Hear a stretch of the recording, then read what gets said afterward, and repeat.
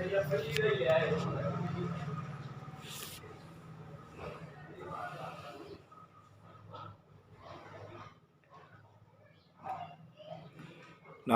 نصلی رسول الکریم، اما بعد فوز باللہ من الشیطان الرجیم، بسم اللہ الرحمن الرحیم۔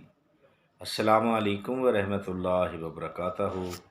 ناظرین، بی ایچ دعاخانہ یوٹیوب چینل کی جانب سے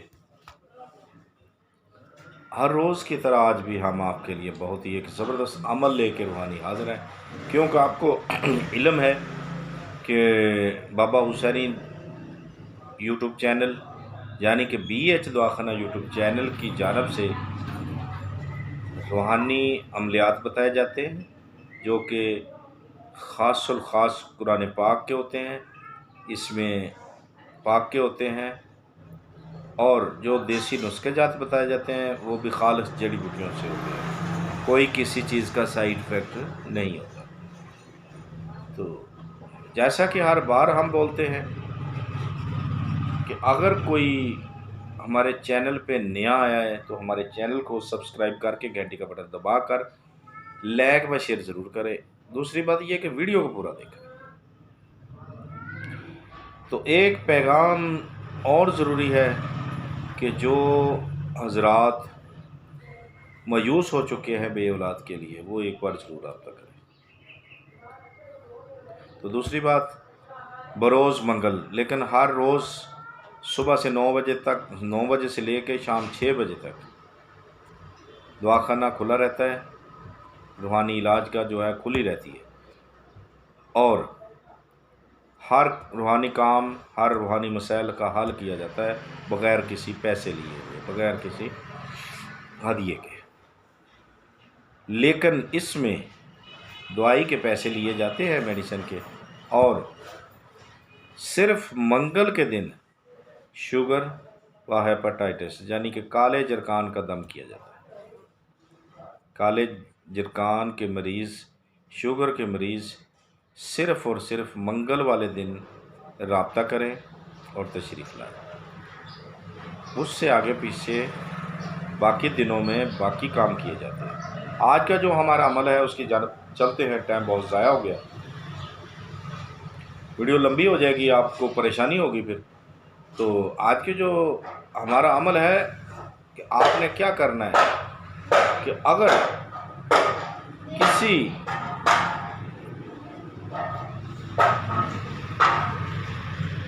اپنی پسند کی شادی کرنی ہے، رشتہ دار ہیں، اپنے ہیں، پرائے ہیں، وہ لڑکی ہے یا لڑکا ہے وہ نہیں مان رہا ہے، آپ نے کیا کرنا ہے؟ آپ نے کفن لینا ہے۔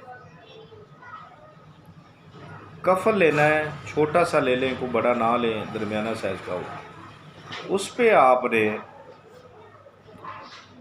اول آخر درود پاک 21 مرتبہ نماز والا پڑھنا ہے۔ اس کے بعد آپ نے 7 مرتبہ سورہ یاسین پڑھنی، ٹھیک ہو گیا، اور 1100 مرتبہ یا ودودو پڑھنا ہے۔